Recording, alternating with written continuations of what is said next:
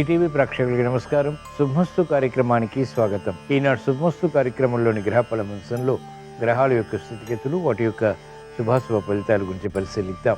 అలాగే ఈరోజు ద్వాదశ రాశుల వారికి అదృష్ట సంఖ్య, అదృష్ట వర్ణం, ప్రతికూల గ్రహాల దోష నివృత్తికై ఎటువంటి పరిహారాలు పాటించాలి అనేటువంటి విషయాలు తెలుసుకుందాం. ఈరోజు భృగువారం లేదా శుక్రవారం, శుక్రుడి యొక్క పరిపాలన పూర్తిగా ఉంటుంది. ఈరోజు మరో విశేషం చొల్లంగి అమావాస్య. దీని ప్రత్యేకత, విశిష్టత గురించి శ్రీరస్తు వంశంలో పరిశీలిద్దాం. ముందుగా నేటి పంచాంగ వివరాలు. శ్రీ శోభకృత నామ సంవత్సరం, ఉత్తరాయణం, హేమంత ఋతువు, పుష్యమాసం, బహుళపక్షం. ఈరోజు తిథి బహుళ చతుర్దశి ఉదయం 7:48 వరకు ఉంది. అనంతరం తిథి అమావాస్య, ఇది తెల్లవారుజామున 5:42 వరకు ఉంటుంది. నక్షత్రం శ్రవణం, రాత్రి 12:31 వరకు. రాహుకాలం ఉదయం 10:30 నుంచి 12 గంటల వరకు. ఇప్పుడు గ్రహాల యొక్క స్థితిగతులు పరిశీలిద్దాం. బృహస్పతి సంచారం మేషక్షేత్రంలో సవ్యస్థితి, కేతు సంచారం కన్యాక్షేత్రంలో, శుక్ర సంచారం ధనస్సు క్షేత్రంలో, చంద్ర రవి బుధ కుజల సంచారం మకర క్షేత్రంలో, శని సంచారం కుంభక్షేత్రంలో, రాహు సంచారం మీనక్షేత్రంలో. ఇది ఈ రోజునటువంటి గ్రహస్థితి. దీని ఆధారంగా ద్వాదశ రాశుల వారికి గోచారపరంగా ఏర్పడేటువంటి శుభాశుభ ఫలితాలు సూచనప్రాయంగా తెలుసుకుందాం. ముందుగా మేషరాశి.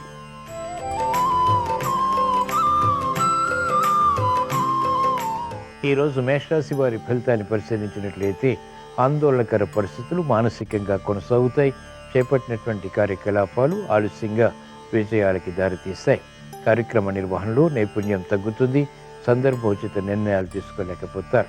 ఆందోళన పెరుగుతుంది. చేపట్టినటువంటి కార్యకలాపాలు ఆశించినటువంటి విధంగా పూర్తి చేయలేనటువంటి పరిస్థితులు విస్మయాలకి దారితీస్తాయి. ఆరోగ్య విషయంలో జాగ్రత్తలు పాటించాలి. వ్యాపార రంగం వారికి ప్రతిబంధకాలు కొనసాగుతాయి. అనుచిత పరిస్థితులు మహిళలకు ఉన్నప్పటికీ ఎదుర్కోగలుగుతారు. సాఫ్ట్వేర్ రంగం వారికి ప్రాధాన్యత కొనసాగుతుంది. చేపట్టినటువంటి కార్యకలాపాలు వైద్య వృత్తి వారికి కూడా లాభిస్తాయి. వ్యవసాయ రంగం వారికి శ్రమ అధికమవుతుంది. ఆశించినటువంటి ప్రయోజనాలు ఆలస్యంగా నెరవేరుతాయి. క్రమశిక్షణ విద్యార్థులకు తగ్గుతుంది. అయినప్పటికీ ఆనందకర పరిస్థితులు విద్యలో ఆహ్వానించగలుగుతారు. ప్రతిబంధకాలు ఒక్కొక్కటిగా పరిష్కరించుకునేటువంటి మార్గాలు సినీ రంగం వారికి కొనసాగుతాయి. ఈరోజు మేషరాశి వారు ప్రతికూల ప్రభావాన్ని దూరం చేసుకుని లేదా ఎదుర్కొని అనుకూలంగా మరల్చుకుని మంచి విజయాలు సాధించడానికి, ఆందోళనకర పరిస్థితులు నియంత్రించడానికి చొల్లంగి అమావాస్య సందర్భంగా శ్రీ మహాలక్ష్మీదేవిని స్మరించడం, దర్శించడం, పూజించడం శ్రేయస్కరం. శ్రీ సూక్త పఠనం, శ్రవణం మేలును కలిగిస్తుంది. ఆందోళన నియంత్రించగలుగుతారు, విజయాలు సాధించగలుగుతారు. ఈరోజు మేషరాశి వారి అదృష్ట సంఖ్య 1. ఈరోజు మేషరాశి వారి అదృష్ట వర్ణం తెలుపు.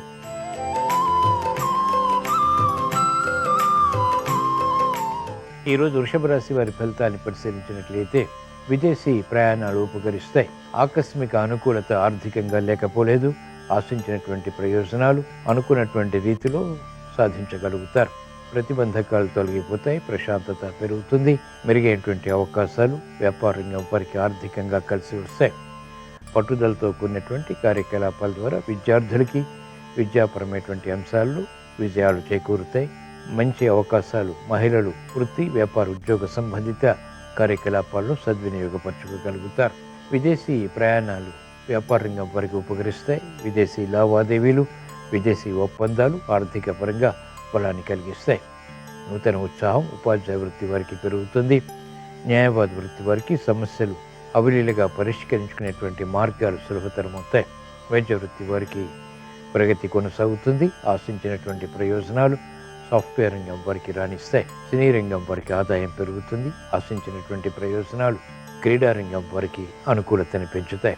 ఈరోజు వృషభ రాశి వారు ప్రతికూల ప్రభావాన్ని దూరం చేసుకుని లేదా ఎదుర్కొని అనుకూలంగా మరల్చుకుని ఇంకా మంచి విజయాలు సాధించడానికి చొల్లంగి అమావాస్య సందర్భంగా వైభవ లక్ష్మిని దర్శించడం, స్మరించడం, పూజించడం శ్రేయస్కరం. తద్వారా ఆశించినటువంటి ప్రయోజనాలు అనుకున్నటువంటి రీతిలో విజయవంతమవుతాయి. ప్రశాంతత పెరుగుతుంది. ఈరోజు వృషభ రాశి వారి అదృష్ట సంఖ్య 6. ఈరోజు వృషభ రాశి వారి అదృష్ట వర్ణం తెలుపు.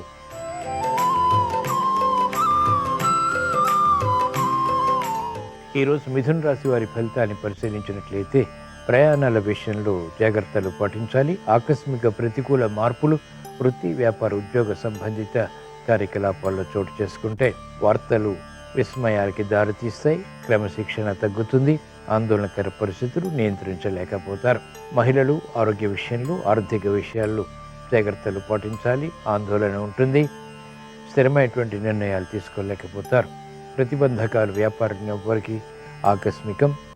చేపట్టినటువంటి కార్యకలాపాలు న్యాయవాద వృత్తి వారికి మొదట ప్రతికూలత, తర్వాత అనుకూలతని కలిగిస్తాయి. వైద్య వృత్తి వారికి అత్యంత అనుకూలం. వ్యవసాయ రంగం వారికి శ్రమతో కూడిన విషయాలు సిద్ధిస్తాయి. సినీ రంగం వారికి ఆధిక్యత ఉన్నప్పటికీ ఆర్థిక విషయాలు క్రమక్రమంగా తగ్గుతాయి. మెరుగైనటువంటి అవకాశాలు సాఫ్ట్వేర్ రంగం వారు వెంటనే పొందలేకపోతారు. ఈరోజు మిథున రాశి వారు ప్రతికూల ప్రభావాన్ని దూరం చేసుకుని అనుకూలంగా మరల్చుకుని మంచి విషయాలు సాధించడానికి, ప్రమాదాలు దూరం చేసుకోవటానికి, ఆకస్మిక విషయాలు పొందటానికి, ఆందోళన నియంత్రించడానికి చొల్లంగి అమావాస్య సందర్భంగా ధైర్యలక్ష్మిని స్మరించడం, దర్శించడం, పూజించడం శ్రేయస్కరం. కనకధారాస్తవం వంటి స్థుతులతో, శ్రీ సూక్త పఠనం, శ్రవణం వంటి ప్రక్రియలతో చేసేటువంటి కార్యకలాపాలు ఉపకరిస్తాయి. ఆకస్మిక విషయాన్ని కలిగిస్తాయి. ఈరోజు మిథున రాశి వారి అదృష్ట సంఖ్య 3. ఈరోజు మిథున రాశి వారి అదృష్ట వర్ణం పసుపు.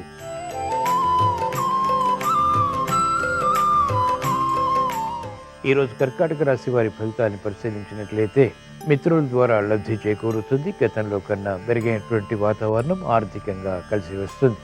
శ్రమ అధికంగా ఉన్నప్పటికీ చేపట్టినటువంటి కార్యకలాపాలపై అవగాహన పెరుగుతుంది. మానసిక ఆందోళన నియంత్రించగలుగుతారు. విద్యార్థులకి గట్టి కృషితో కూడినటువంటి కార్యాచరణ కలిసి వస్తుంది. విద్యపై శ్రద్ధ పెరుగుతుంది. ఆకస్మిక విషయాలు విద్యాపరంగా కూడా విస్మయాలకి దారితీస్తాయి. మహిళలు ఆరోగ్య విషయంలో జాగ్రత్తలు పాటించాలి. మెరుగైనటువంటి అవకాశాలు వెంటనే సద్వినియోగపరచుకోలేకపోతారు. వ్యవసాయ రంగం వారికి ఆర్థిక ప్రయత్నాలు కలిసి వస్తాయి.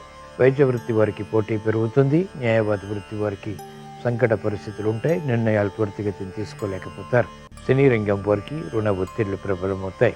ఈరోజు కర్కాటక రాశి వారు ప్రతికూల ప్రభావాన్ని దూరం చేసుకుని లేదా ఎదుర్కొని అనుకూలంగా మరల్చుకుని మంచి విజయాలు సాధించడానికి, గ్రహ ప్రతికూలతను ఎదుర్కోవటానికి, ఆరోగ్య రక్షణకి, ఆర్థిక రక్షణకి చొల్లంగి అమావాస్య సందర్భంగా ధనలక్ష్మీదేవిని దర్శించడం, స్మరించడం, పూజించడం శ్రేయస్కరం. తద్వారా రుణ ఒత్తిళ్లు తగ్గుతాయి. ఆందోళన తగ్గుతుంది. ప్రశాంతత పెరుగుతుంది. ఈరోజు కర్కాటక రాశి వారి అదృష్ట సంఖ్య 2. ఈరోజు కర్కాటక రాశి వారి అదృష్ట వర్ణం తెలుపు.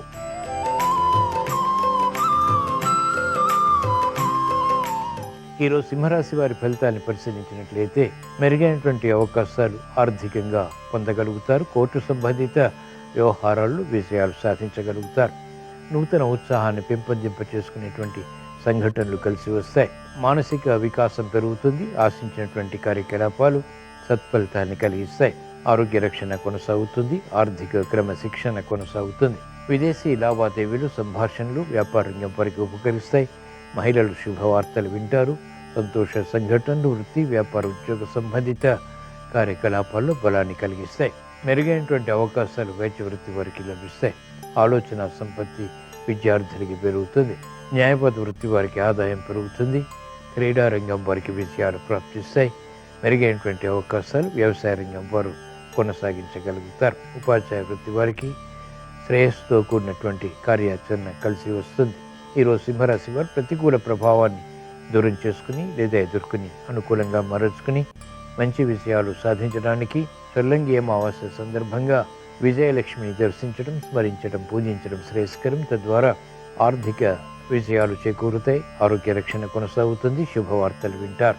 ఈరోజు సింహరాశి వారి అదృష్ట సంఖ్య 3. ఈరోజు సింహరాశి వారి అదృష్ట వర్ణం పసుపు.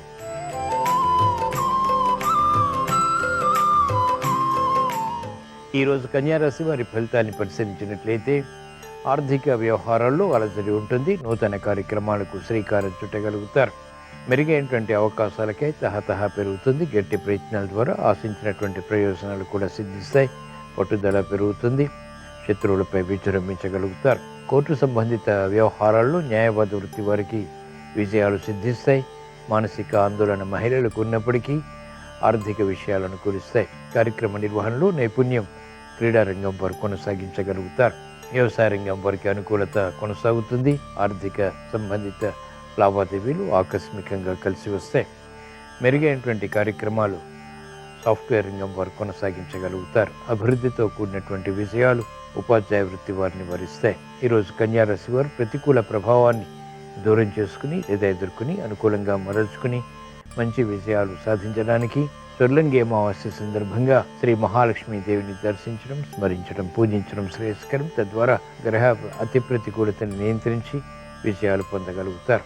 అవమానకర సంఘటనలు, అపవాదులు కనుమరుగవుతాయి, ప్రశాంతత పెరుగుతుంది. ఈరోజు కన్యారాశి వారి అదృష్ట సంఖ్య 6. ఈరోజు కన్యారాశి వారి అదృష్ట వర్ణం ఎరుపు.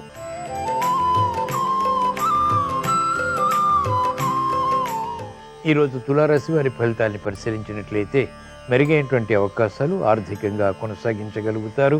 అవరోధాలతో కూడినటువంటి విజయాలు వ్యాపారంగం వారికి కొనసాగుతాయి. విద్యార్థులకి సూక్ష్మత పెరుగుతుంది. విద్యా అవకాశాలు సద్వినియోగపరచుకోగలుగుతారు. విదేశీ విద్యకే చేసేటువంటి ప్రయత్నాలు కలిసి వస్తాయి. ఆందోళన మహిళలకు తగ్గుతుంది. సఖ్యతతో కూడిన సంభాషణ ద్వారా సమస్యల్ని అధిగమించగలుగుతారు. అభివృద్ధి న్యాయవాద వృత్తి వారికి కొనసాగుతుంది. ఆకస్మిక ఆర్థిక విషయాలు వైద్య వృత్తి వారికి బలాన్ని కలిగిస్తాయి. మెరుగైనటువంటి అవకాశాలు ఉపాధ్యాయ వృత్తి వారు పొందగలుగుతారు. క్రీడారంగం వారికి అత్యంత అనుకూలం. ఆశించినటువంటి ప్రయోజనాలు రాజకీయ రంగం వారికి ఆర్థిక పరంగా అనుకూలిస్తాయి. ఈరోజు తులారాశి వారు ప్రతికూల ప్రభావాన్ని దూరం చేసుకుని లేదా ఎదుర్కొని అనుకూలంగా మరల్చుకుని మంచి విజయాలు సాధించడానికి చొల్లంగి అమావాస్య సందర్భంగా విజయలక్ష్మిని దర్శించడం, స్మరించడం, పూజించడం శ్రేయస్కరం. తద్వారా మెరుగైనటువంటి కార్యక్రమ నిర్వహణలో విజయాలు ప్రాప్తిస్తాయి. మెప్పును పొందగలుగుతారు. గుర్తింపు లభిస్తుంది. ఉత్తమ విజయ ప్రాప్తి చేకూరుతుంది. ఈరోజు తులారాశి వారి అదృష్ట సంఖ్య 2. ఈరోజు తులారాశి వారి అదృష్ట వర్ణం తెలుపు.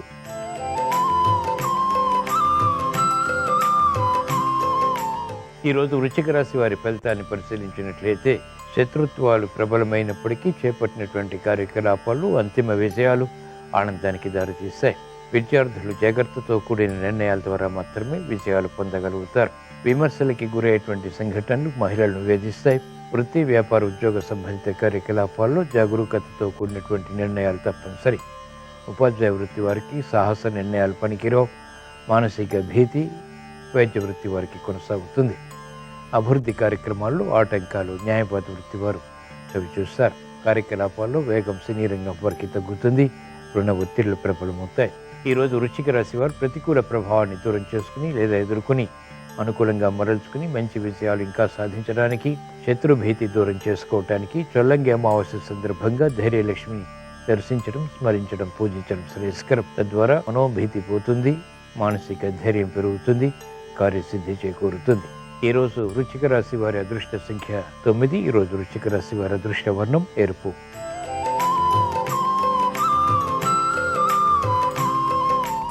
ఈరోజు ధనుస్సు రాశి వారి ఫలితాన్ని పరిశీలించినట్లయితే ఆర్థిక వ్యవహారాల్లో మెరుగైనటువంటి అవకాశాలు చేజిక్కించుకోగలుగుతారు. సునాయాస విజయాలు సంతృప్తిని, బలాన్ని కలిగిస్తాయి. మెరుగైనటువంటి కార్యక్రమ నిర్వహణ సంతృప్తిని కలిగిస్తుంది. క్రీడారంగం వారికి అత్యంత అనుకూలం. ఉత్తమ విజయ ప్రాప్తి బలాన్ని కలిగిస్తుంది. వైద్య వృత్తి వారికి నూతన పరిశోధనలు ఫలిస్తాయి. ఆశించినటువంటి కార్యకలాపాలు మహిళలకు ఉపకరిస్తాయి. గృహ విషయాలు అనుకూలిస్తాయి. వృత్తి, వ్యాపార, ఉద్యోగ విషయాల్లో కూడా అభివృద్ధిని పొందగలుగుతారు. ఆశించినటువంటి ప్రయోజనాలు సినీ రంగం వారికి లభిస్తాయి. మెరుగైనటువంటి కార్యక్రమ నిర్వహణ తద్వారా విజయాలు సాఫ్ట్వేర్ రంగం వారికి బలాన్ని కలిగిస్తాయి. ఆదాయాన్ని పెంపొందింప చేసుకునేటువంటి మార్గాలు కూడా సులభతరమవుతాయి. క్రమశిక్షణ అన్ని రంగాల వారికి కొనసాగుతుంది. సంభాషణల ద్వారా ఏర్పడినటువంటి మనస్పర్ధలు, ప్రతికూల పరిస్థితులు చక్కగా సవరించుకుని విజయాలు పొందగలుగుతారు. ఈరోజు ధనుసు రాశి వారు ప్రతికూల ప్రభావాన్ని దూరం చేసుకుని లేదా ఎదుర్కొని అనుకూలంగా మరల్చుకుని మంచి విజయాలు సాధించడానికి చొల్లంగి అమావాస్య సందర్భంగా విజయలక్ష్మీదేవిని దర్శించడం, స్మరించడం, పూజించడం శ్రేయస్కరం. తద్వారా వేగవంతమైనటువంటి విజయాలు పొందగలుగుతారు. సంతృప్తి కొనసాగుతుంది. ఆత్మవిశ్వాసం పెరుగుతుంది. ఈరోజు ధనుస్సు రాశి వారి అదృష్ట సంఖ్య 3. ఈరోజు ధనుస్సు రాశి వారి అదృష్ట వర్ణం పసుపు.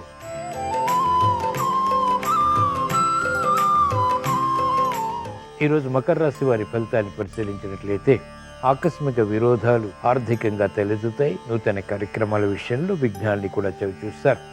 మానసిక ఆందోళన ఉంటుంది. ఉత్సాహపూరిత కార్యక్రమాలు కొనసాగించలేకపోతారు. విముఖత పెరుగుతుంది. అభివృద్ధి మెల్లమెల్లగా మాత్రమే సాధించగలుగుతారు. ఆరోగ్య విషయంలో జాగ్రత్తలు పాటించాలి. ఆర్థిక విషయాల్లో కూడా జాగ్రత్తలు తప్పనిసరి. మెరుగైనటువంటి అవకాశాలు వ్యాపార రంగం వారు పొందలేకపోతారు. ఇతరుల చేతిలో మోసపోయేటువంటి సంఘటనలు విస్మయాలకి దారితీస్తాయి. కార్యక్రమ నిర్వహణలో నైపుణ్యం మహిళలకు తగ్గుతుంది, శ్రమ అధికమవుతుంది. తీవ్ర ఆలోచన విధానంతో కూడినటువంటి కార్యక్రమాల ద్వారా సమస్యలు వెలుగులోకి వస్తాయి. కాబట్టి జాగ్రత్తలు పాటించాలి. విద్యార్థులకి గట్టి కృషి తప్పనిసరి. రాజకీయ రంగం వారికి ప్రత్యర్థులు బలపడతారు. ఆశాజనకమైనటువంటి వాతావరణం సినీ రంగం వారికి క్రమక్రమంగా తగ్గుతుంది. ఆర్థిక ఆందోళన పెరుగుతుంది. ఈరోజు మకర రాశి వారు ప్రతికూల ప్రభావాన్ని దూరం చేసుకుని గ్రహ అతి ప్రతికూలతను ఎదుర్కొని విజయాలు సాధించడానికి చొల్లంగి అమావాస్య సందర్భంగా ధైర్యలక్ష్మీదేవిని దర్శించడం, స్మరించడం, పూజించడం శ్రేయస్కరం. తద్వారా సమస్యలు వేగవంతంగా పరిష్కరింపబడతాయి, విజయాలు చేకూరుతాయి. ఈరోజు మకర రాశి వారి అదృష్ట సంఖ్య 6. ఈరోజు మకర రాశి వారి అదృష్ట వర్ణం తెలుపు.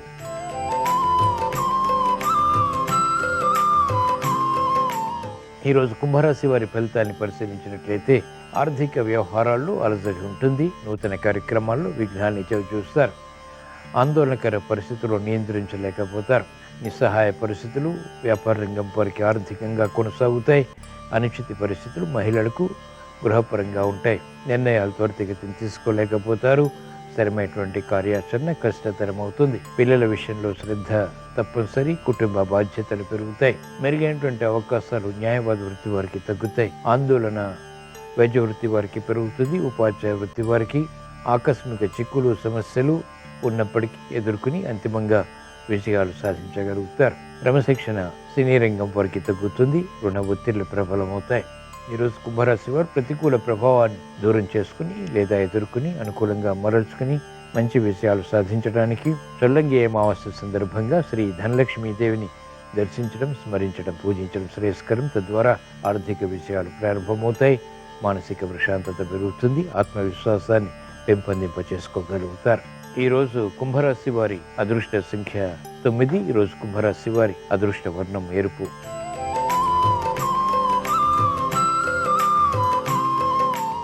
ఈరోజు మీనరాశి వారి ఫలితాన్ని పరిశీలించినట్లయితే మెరుగైనటువంటి కార్యక్రమ నిర్వహణ, వృత్తి, వ్యాపార, ఉద్యోగ సంబంధిత కార్యకలాపాల్లో కొనసాగించి విజయాలు సాధించగలుగుతారు. స్నేహితుల ద్వారా లబ్ధి కొనసాగుతుంది. ప్రయాణాల ద్వారా ప్రయోజనాలు సాధించగలుగుతారు. సంభాషణ రుచిస్తాయి. ఆసక్తితో కూడినటువంటి ఆచరణ కార్యసిద్ధిని కలిగిస్తుంది. మెరుగైనటువంటి కార్యకలాపాలు మహిళలకు లాభిస్తాయి. గృహ విషయాల అనుకూలం. వృత్తి, వ్యాపార, ఉద్యోగ సంబంధిత కార్యకలాపాల్లో ఎదుగుదల గోచరిస్తుంది. వ్యాపార రంగం వారికి అత్యంత కీలక నిర్ణయాల ద్వారా ఆర్థిక వృద్ధి చేకూరుతుంది. పట్టుదల పెరుగుతుంది. పెట్టుబడులు కలిసి వస్తాయి. కార్యనిర్వహణలో సామర్థ్యం ఉపాధ్యాయ వృత్తి వారు కలిగి ఉంటారు. అనిశ్చిత పరిస్థితులు మహిళలు నియంత్రించగలుగుతారు. క్రమశిక్షణ విద్యార్థులకు లాభిస్తుంది. మెరుగైనటువంటి అవకాశాలు సినీ రంగం వారు పొందగలుగుతారు. ఆర్థిక వృద్ధికే చేసేటువంటి ప్రయత్నాలు న్యాయవాద వృత్తి వారికి వృత్తిపరంగా లాభిస్తాయి. వైద్య వృత్తి వారికి అత్యంత అనుకూలం. వ్యవసాయ రంగం వారికి ప్రోత్సాహం కొనసాగుతుంది. ఈరోజు మీనరాశి వారు ప్రతికూల ప్రభావాన్ని దూరం చేసుకుని లేదా ఎదుర్కొని అనుకూలంగా మరల్చుకుని ఇంకా మంచి విజయాలు సాధించడానికి చొల్లంగి అమావాస్య సందర్భంగా శ్రీ విజయలక్ష్మీ దేవిని దర్శించడం, స్మరించడం, పూజించడం శ్రేయస్కరం. తద్వారా శుభవార్తలు వింటారు. శ్రమను అధిగమించగలుగుతారు. ఆత్మవిశ్వాసం పెరుగుతుంది. ఆర్థిక విషయాలు అనుకూలిస్తాయి. ఈరోజు మీనరాశి వారి అదృష్ట సంఖ్య 2. ఈరోజు మీనరాశి వారి అదృష్ట వర్ణం తెలుపు. ఇవి ఈరోజు ద్వాదశ రాశుల వారికి ఏర్పడేటువంటి శుభాశుభ ఫలితాలు. ద్వాదశ రాశుల వారికి మెరుగైనటువంటి కార్యక్రమ నిర్వహణ, తద్వారా విజయాలు చేకూరాలని, కార్యసిద్ధి ఏర్పడాలని, వృత్తి, వ్యాపార, ఉద్యోగ సంబంధిత కార్యకలాపాలు కలిసి రావాలని చొల్లంగి అమావాస్య సందర్భంగా శ్రీ మహాలక్ష్మీ దేవిని స్మరిస్తూ ప్రార్థిస్తూ స్వస్తి. శ్రీరస్తు శుభమస్తు. పుష్యమాసంలో బహుళపక్షంలో వచ్చే అమావాస్య తిథిని చొల్లంగి అమావాస్య అనే పేరుతో పిలుస్తారు. చొల్లంగి అమావాస్య సందర్భంగా పితృదేవతలకు తర్పణాలు ఇవ్వటం, అలాగే పితృదేవతలకు పిండ ప్రదానాలు చేయటం ద్వారా 21 తరాల పాటు పితృదేవతలు ఉన్నత లోకాలకు వెళతారని ప్రామాణిక గ్రంథాల్లో చెప్పారు. కాబట్టి పితృదోషాలు, పితృశాపాలు పరిపూర్ణంగా పోగొట్టుకోవాలంటే ఈరోజు పితృదేవతలకు తర్పణం ఇవ్వటం, పిండ ప్రదానాలు నిర్వహించడం చేయాలి. అలాగే ఈరోజు పితృదేవతల పేరిట అన్నదానం నిర్వహిస్తే ఉత్తమ ఫలితాలు కలుగుతాయి. సకల దేవతా స్వరూపమైన గోపూజ చేస్తే కూడా ఉత్తమ ఫలితాలు కలుగుతాయి. గోవు తోకకు పసుపు రాసి కుంకుమ బొట్లు పెట్టి గోమాతకు పచ్చగడ్డి ఆహారంగా తినిపించడం, పితృదేవతల పేరు చెప్పి గోమాతకు ఆహారం తినిపించడం ద్వారా సకల శుభాలను సిద్ధింపజేసుకోవచ్చు. అలాగే దేవాలయ ప్రాంగణంలో నిమ్మకాయ పులిహోర భక్తులకు పంచిపెట్టడం ద్వారా జాతక దోషాల తీవ్రతను తగ్గింపజేసుకోవచ్చు. అలాగే ఈరోజు శివాలయంలో ఉన్నటువంటి రావి చెట్టు దగ్గరకు వెళ్ళి దీపాన్ని వెలిగించడం, రావి చెట్టుకు ప్రదక్షిణలు చేయటం ద్వారా సకల శుభాలను సిద్ధింపజేసుకోవచ్చు. ఈరోజు వస్త్రదానం చేయటం ద్వారా కూడా ఉత్తమమైన ప్రయోజనాలను సిద్ధింపజేసుకోవచ్చు. చొల్లంగి అమావాస్య సందర్భంగా అన్నదానం చేసిన, వస్త్రదానం చేసిన, గోపూజ చేసి గోవుకు ఆహారం తినిపించిన, శివాలయ దర్శనం చేసిన సమస్త శుభాలను సిద్ధింపజేసుకొని అనుకున్న పనులు అనుకున్నట్లు దిగ్విజయంగా పూర్తి చేసుకోవచ్చు.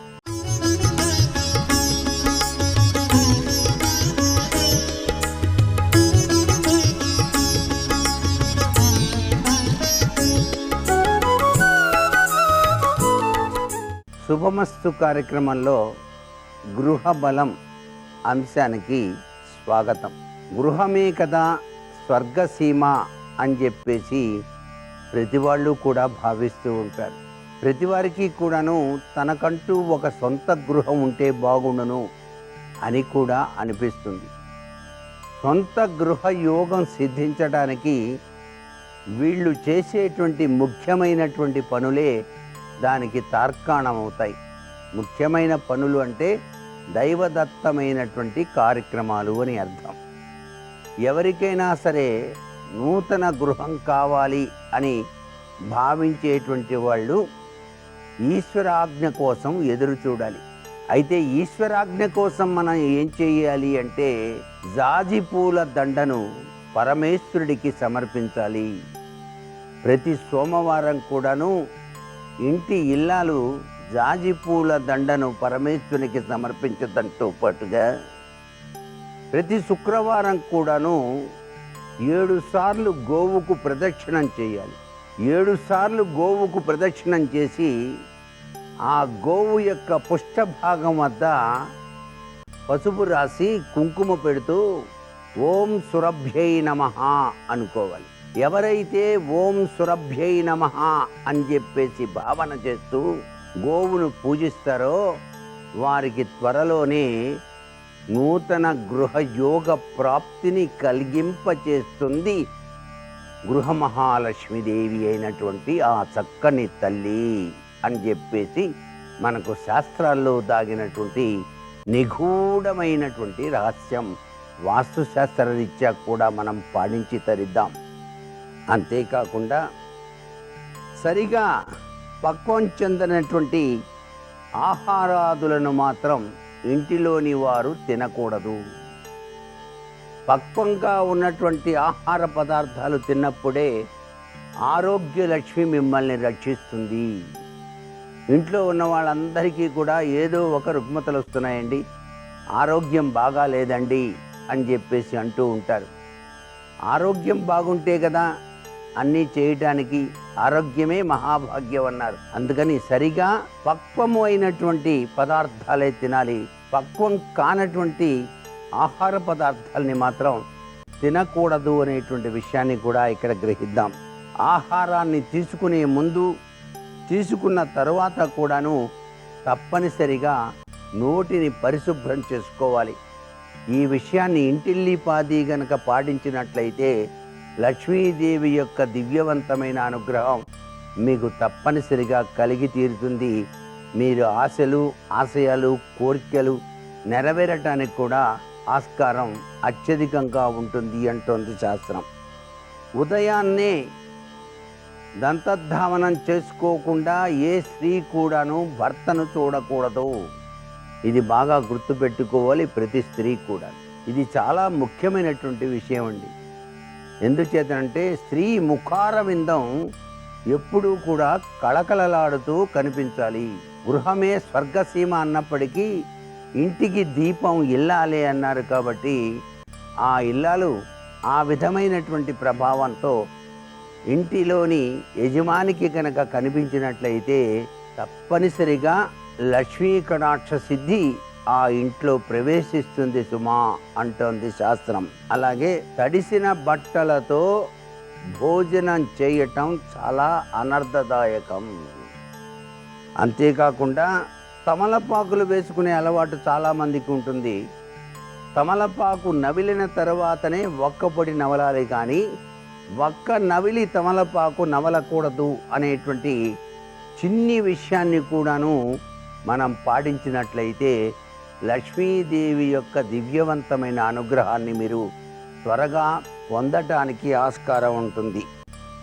ధనాన్ని మాత్రం మీరు ఉత్తరము వైపున ఉన్నటువంటి గదిలో జాగ్రత్త చేయటం ద్వారా కుబేరుని యొక్క ప్రీతిని మీరు చక్కగా పొందటానికి ఆస్కారం ఉంది.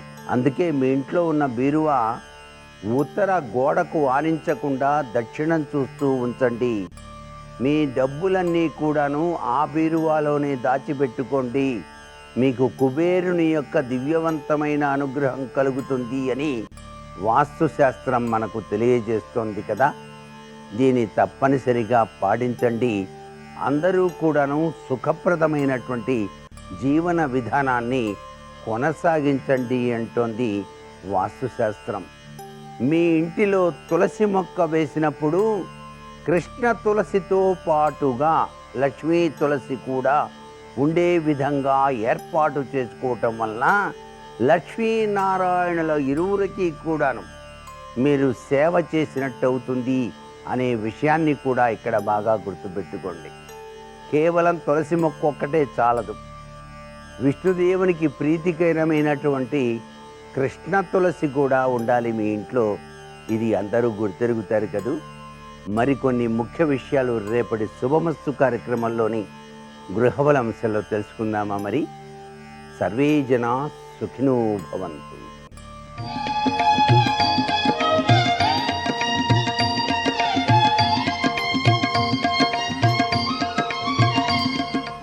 శుభోదయం. శుభమస్తు కార్యక్రమంలో శుభప్రదం అనే అంశానికి స్వాగతం. ఇంటిలో ధనాదాయాలు పెరగాలి, వృథా ఖర్చులు తరగాలి అంటే పాటించే విధులు ఏవి? ప్రశ్న సులభమే, సమాధానం మట్టుకు సుదీర్ఘకాల జీవితానుభవం తర్వాత కానీ మనకు అర్థం కాదు. వినడానికి చాలా సులభంగానే ఉంటుంది. వృథా ఖర్చులు అరికడదాం అనుకుంటాం, తెలియకుండానే ఆ వారంలో కొత్త ఖర్చులన్నీ వచ్చి పడుతూ ఉంటాయి.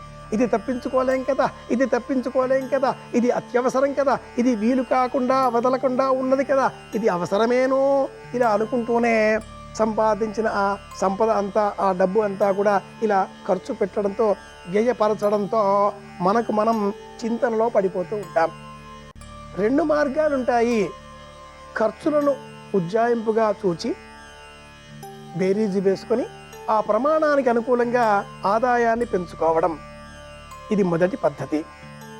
రెండవది, ఆదాయం ఎంతగా మనకు లభిస్తున్నదో బేరీజు వేసుకొని అంత ప్రమాణానికే తగినట్లుగా ఖర్చులను కుదించుకోవడం. ఈ రెండు పద్ధతులలో ఏ పద్ధతికి మనకు బాగుంటుందో అంచనా వేసుకోవడంలోనే మన విజ్ఞత దాగి ఉంది. మన జీవితాన్ని శుభప్రదంగా అప్పుడే మనం మార్చుకోగలుగుతాం. ఆదాయాన్ని పెంచుకునే అవకాశాలు ఉన్నాయా? ఉప ఆదాయాలు ఏవైనా మనకు లభించే తరుణం ఉందా?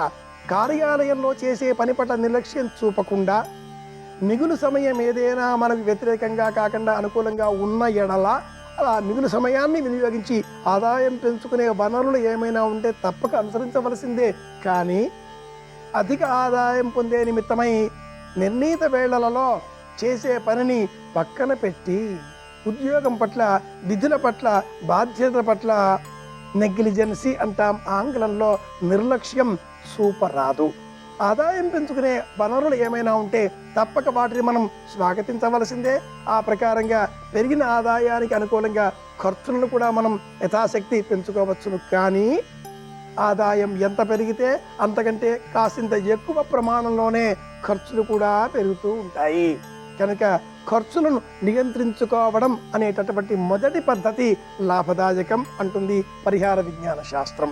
ఇందులో ఖర్చు అనేసరికి ఏదైనా ఒక సూపర్ మార్కెట్కు వెళ్ళాం, పేర్లు అనవసరం కానివ్వండి, ఇలా సూపర్ మార్కెట్కు వెళ్ళడంతో అవసరమైన వస్తువులు, అనవసరమైన వస్తువులు అన్నీ మనల్ని ఆకర్షిస్తూ ఉంటాయి.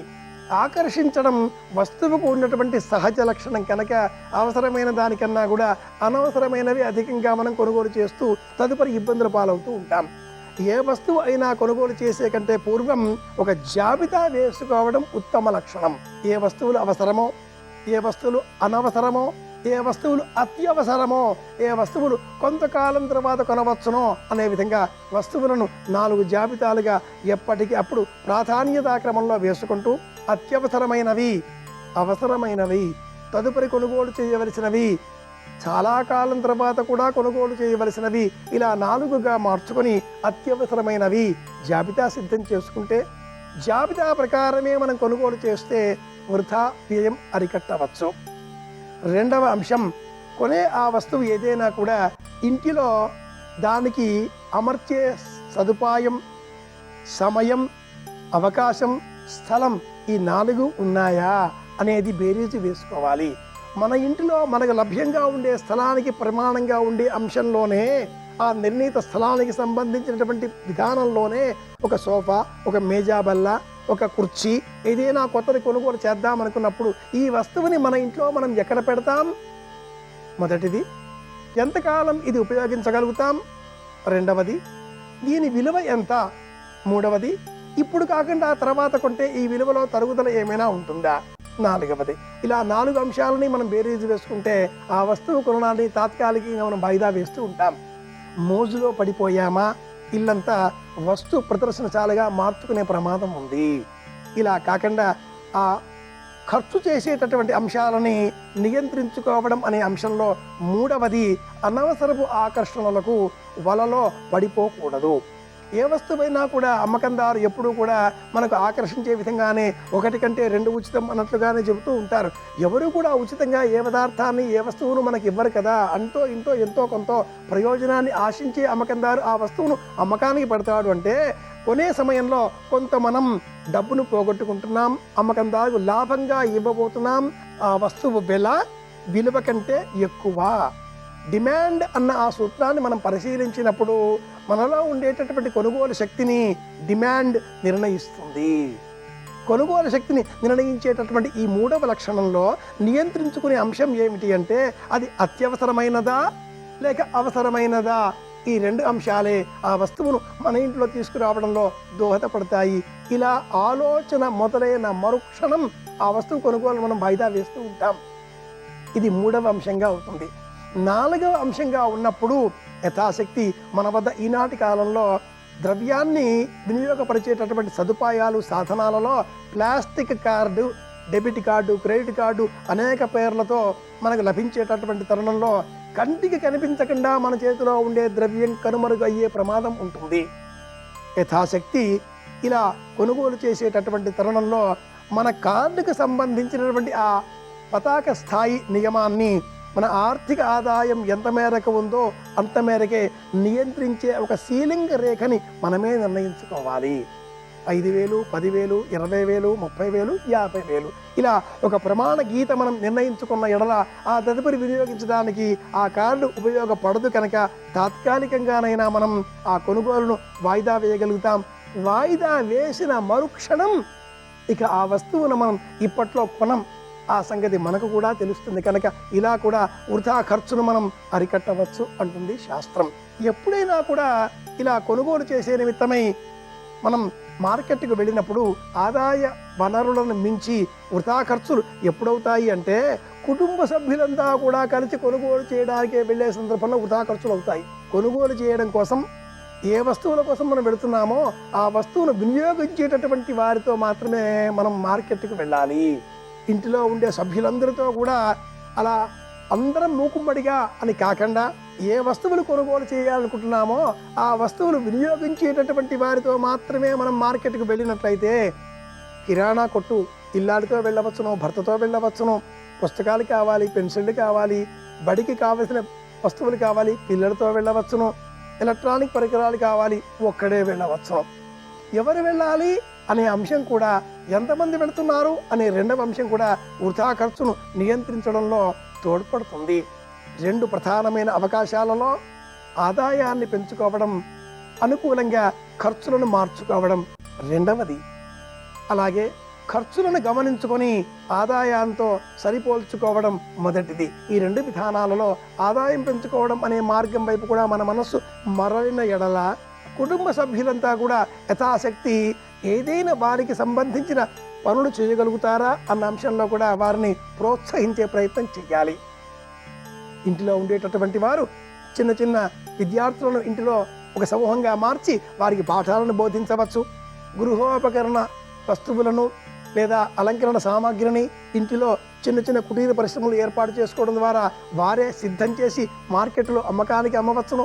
ఆదాయం వనరులను పెంచుకుంటేనే ఆనందం కలుగుతుంది. ఆర్థికంగా వృధా ఖర్చులను నియంత్రించుకోగలిగితేనే ఆ ఆనందం మిగులుతుంది. తెలుసుకున్నాం కనుక పాటిద్దాం. అందరి క్షేమాన్ని కోరుదాం. మళ్ళీ రేపు కలుసుకుందాం. శుభమస్తు.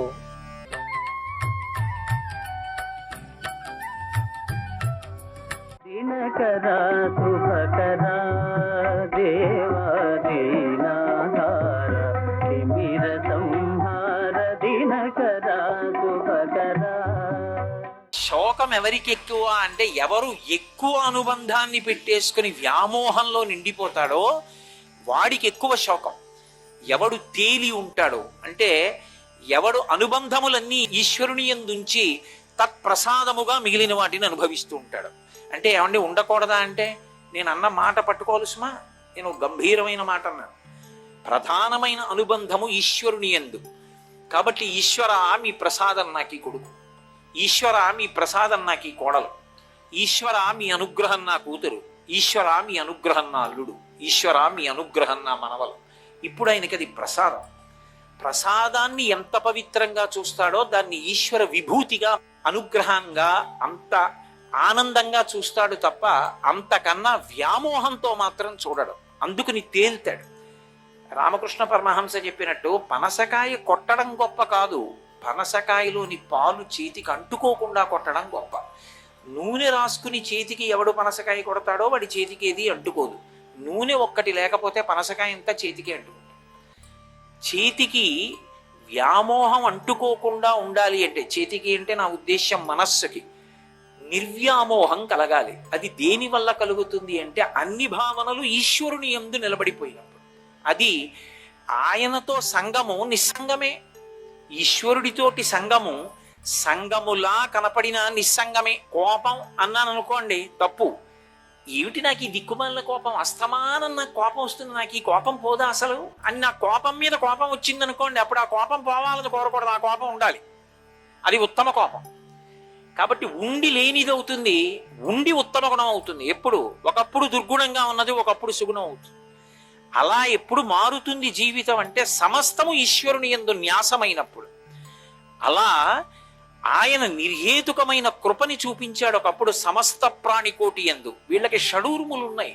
షడూర్ములంటే ఆకలి, ఆకలి దప్పిక, ఈ రెండు భరించడం విశేషమైనటువంటి కష్టం. సంస్కృతంలో ఏది అసలు అలవాటు పడడం, దేన్ని ఉపాసనలోకి తెచ్చుకోవడం, ఏది గుణముగా ప్రకాశించడం చాలా కష్టమో దాన్ని క్షకారంతో ప్రయోగిస్తారు. క్షమ అన్నాను అనుకోండి, ఓర్పు. ఓర్పుతో ఉండడం అంత తేలిక కాదు. కనపడ్డ ప్రతివాడి మీద కలియబడిపోవడానికి అహంకారం ఉంటే చాలు. నా అంతవాడిని నేను, వాడికేం తెలుసని తిరగబడిపోతూ ఉంటాడు. కానీ నాకేం తెలుసండి అని ఓర్పు పట్టాలనుకోండి, ఎంతో వినయం ఉండాలి. ఆ వినయం అంత తొందరగా వచ్చేస్తే ఇంకే. అందుకు కదా శంకర భగవత్పాదులు షట్పదీ చేస్తూ అవినయమపనయ విష్ణోహో అని మొదలుపెట్టారు. క్షమ, క్షుత్. క్షుత్ అంటే ఆకలి, అది అంత తేలిక కాదు. అలాగే క్షుదా, దాహం వేసిందనుకోండి, అంత తేలిక కాదు ఓర్చుకోవడం. అటువంటి షడూర్ములలో ఒకటైనటువంటి ఆకలి చేత ప్రాణులన్నీ బాధపడుతున్నాయి. ఎంతమందికి ఎన్నిసార్లు అన్నం పెడతారు? అందుకే సూర్యనారాయణమూర్తి చేసినటువంటి మహోపకారం ఏమిటంటే కొన్నిటికి ఓషధీ తత్వాన్ని కటాక్షించాడు. ఓషధి అంటే అది ఒకసారి తిన్నంత మాత్రం చేత ఆకలి అనబడేటటువంటి రోగాన్ని పరిమారుస్తుంది. రెండు, అది కొద్దిగా మిగిలే అనుకోండి, మళ్ళీ తీసుకెళ్లి భూమిలో పెడితే అపారంగా మళ్ళీ పెరుగుతుంది. అలా పెరగగలిగినది, లోపల ఆకలి అనేటటువంటి వ్యాధిని పోగొట్టగలిగినది ఏది ఉన్నదో దానికి ఓషధి అని పేరు. ఉదాహరణకి ధాన్యం ఉన్నాయనుకోండి, దంపుకుని బియ్యం చేసుకుని తిన్నాం అనుకోండి, అన్నం వండుకుని, ఆకలి తీరుతుంది, శక్తిగా మారుతుంది. ఏది కనపడితే అది తిన్నాం అనుకోండి, అతిసారం వస్తుంది, ప్రమాదం వస్తుంది. ఏది లోపలికి వెళ్ళి జీర్ణమై శక్తిగా మారుతుందో అది పోషిస్తుంది. ఆ పోషకత్వము కలిగినటువంటి వాటిలో ధాన్యము, గోధుమలు, రాగులు, సజ్జలు ఇలాంటివన్నీ చేరుతాయి. అవి ఒక్కసారి పండి తినేసిన తరువాత ఇక మళ్ళీ ఎలా వస్తాయి అన్న ప్రశ్న వచ్చిందనుకోండి, ప్రమాదం జాతికి. అప్పుడు జీవకోటి నిలబడదు. ఓషధీతత్వం ఉంటుంది. ఒక్క బస్తాడు ధాన్యం దాచుకున్నాడు అనుకోండి, 9 బస్తాల ధాన్యం తినేసిన పండిన 10 బస్తాల్లో ఆ ఒక్క బస్తాలో ధాన్యం పట్టుకెళ్ళి మళ్ళీ భూమిలో వేశాడు అనుకోండి, మళ్ళీ 10 బస్తాల ధాన్యం వస్తాయి. ఓషధి అంటే తినబడినప్పుడు శక్తినిస్తుంది. అదే ఓషధి చిత్రం ఏమిటంటే మళ్ళీ భూమిలో పెట్టినప్పుడు ద్విగుణంగా బహుళంగా మళ్ళీ వచ్చి లోకము యొక్క ఆకలిని తీరుస్తుంది. అటువంటి ఓషధీతత్వాన్ని ప్రకాశింపచేసిన వాడు ఎవరంటే సూర్య భగవానుడు. ఎవరి ద్వారా చేశాడు అంటే అది కూడా చాలా విశేషమైన భావనతో చేశాడు. ఎక్కడ చెప్పారు ఈ విశేషాలంటే మహాభారతం ఆరణ్య పర్వంలో ధౌమ్యుడు మాట్లాడతాడు. ఆయన చెప్తూ ఉత్తరాయణం అంతా కూడా ఆయన భూమి మీద ఉన్నటువంటి జలాశయములలోని నీటిని, ప్రాణుల యందు ఉన్నటువంటి నీటిని కూడా లాక్కుంటాడు. అంతగా నీటిని లాగుతాడు ఉత్తరాయణం అంతా. దక్షిణాయన ప్రారంభం అయ్యేటప్పటికీ ఒక చేత్తో వర్షం కురిపిస్తాడు. రెండవ వైపు నుంచి 300 కిరణముల చేత దేవతలను, మనుష్యులను, పితృదేవతలను పోషిస్తాడన్ననే అందులో ఆయన ఏం చేస్తాడంటే చంద్రునికి ప్రకాశం ఇస్తాడు. అందుకే సూర్యుడు చంద్రుడి మీద ఆధారపడి ప్రకాశిస్తాడు.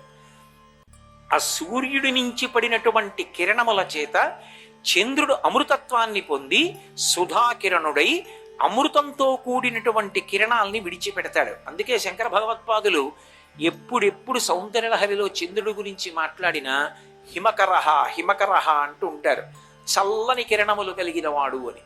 ఆయనకి సుధాధారలను విడిచిపెడుతుంటాడు. ఆయన కిరణములలోంచి అమృతం పడుతూ ఉంటుంది ఎప్పుడు.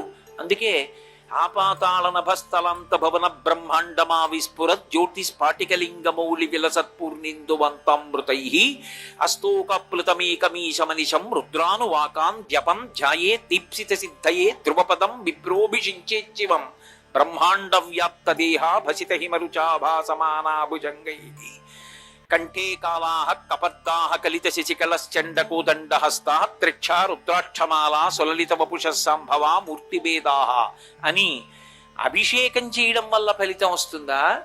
అభిషేకమునకు ధ్యానము చేత ఫలితం వస్తుందా అంటే యథార్థమునకు అభిషేకం చేత ఫలితం వస్తుందని చెప్పలా. ధ్యాయేత్ ఈప్సిత సిద్ధయే.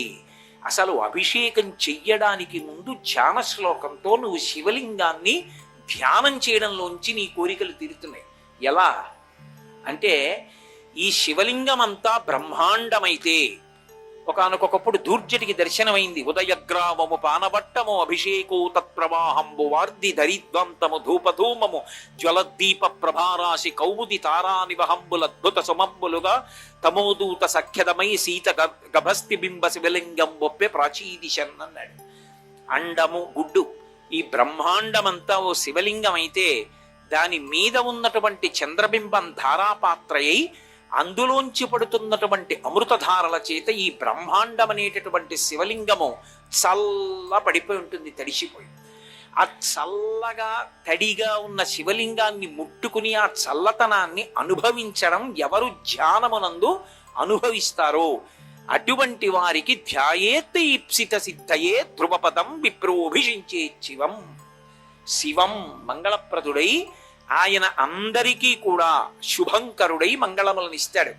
కాబట్టి చంద్రుడు సుధాకిరణుడై అమృత కిరణములను తనవిగా చేసుకుని అమృత వృష్టిని కురిపిస్తాడు.